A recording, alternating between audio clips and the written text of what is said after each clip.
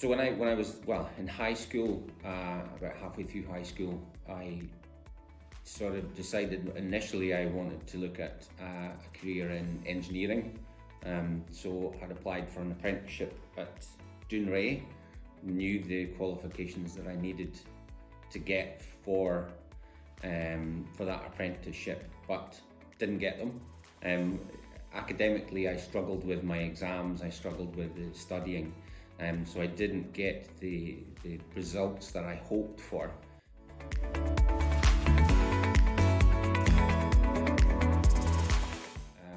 I decided to stay on in school, do another year, try and get better results or the results that I was looking for.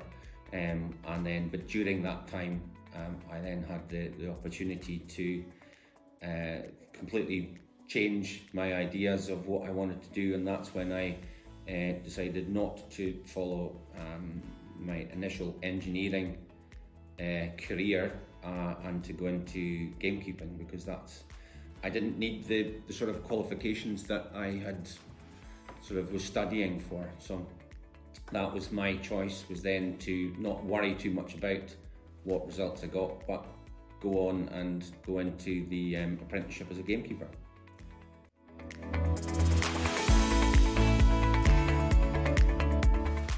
When I started my career here at Dunrobin, I had many jobs before that. Gamekeeper, then I did actually go into engineering, mechanical engineering.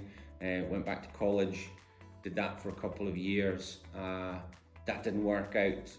I was then working in construction, worked as doing dry stone diking and footpath work, and that's what I was doing. I was, still working in construction when the job as assistant manager came up at Dunrobin. And in all honesty, I applied for the job because my mum was working here at the time. She was running a tea room, and she sort of said it was something I should apply for, and I didn't particularly think it was something I would get, but to keep mum happy, I applied for the job here, and 27 years later, I'm still here.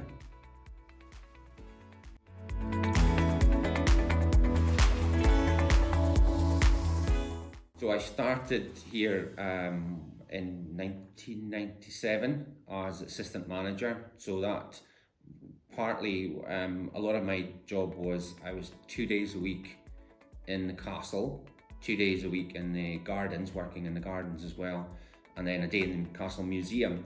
So I sort of started off learning each and every department, really.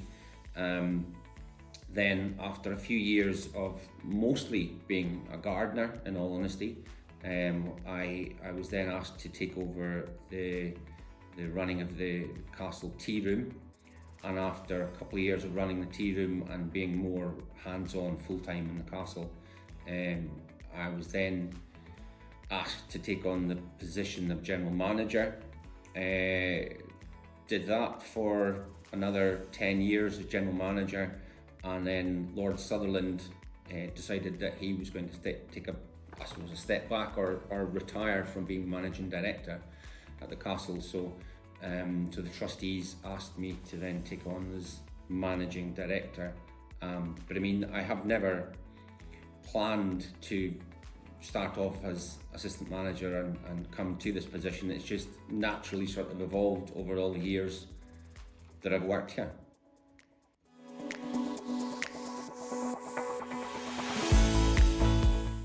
My own self-confidence, I still, in all honesty, after 27 years of doing this, I'm not sure that I am 100% confident of doing what I do. I think it's one of these things, I come in with the experience.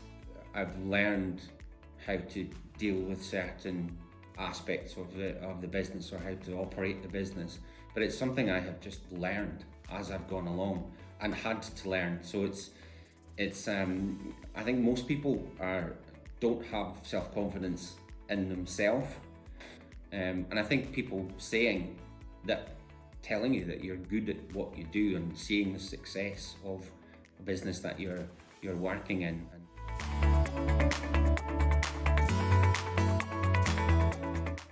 how businesses in Caithness and Sutherland work together to publicise each other, to market each other, to promote each other.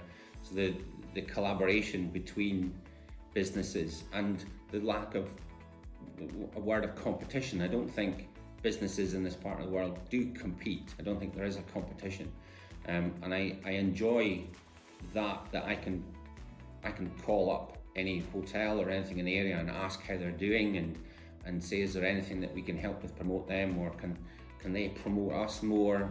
And I really enjoy that sort of aspect of it, and the people of the area, and yeah, working in hospitality, you meet different people every day. You speak about different things every day as well. So there is that part to it where you're just meeting different. Every day is different. There's nothing the same.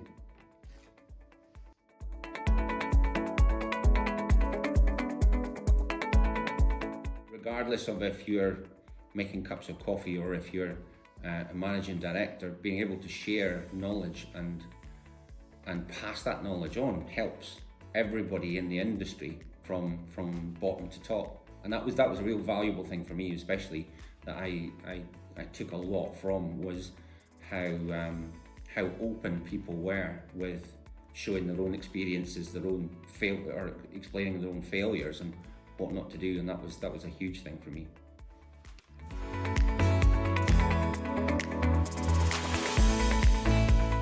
But if you don't get the results, then you can adapt. You can adapt to do something else, or maybe there is something. Maybe that's a case of, there's something else that you can do.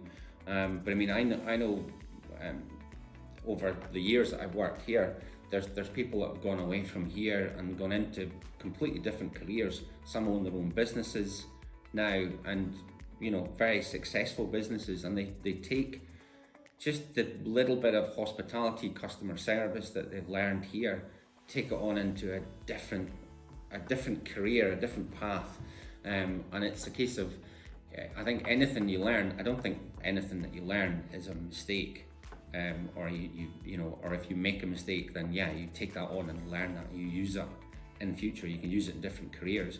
And maybe people don't set out to be part of hospitality, me included. I had no intention of being involved in tourism or hospitality, but that's more than half of my life now has been that.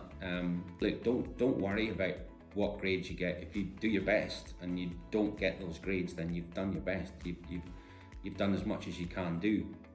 At the same time, one thing I regret is not sticking in school.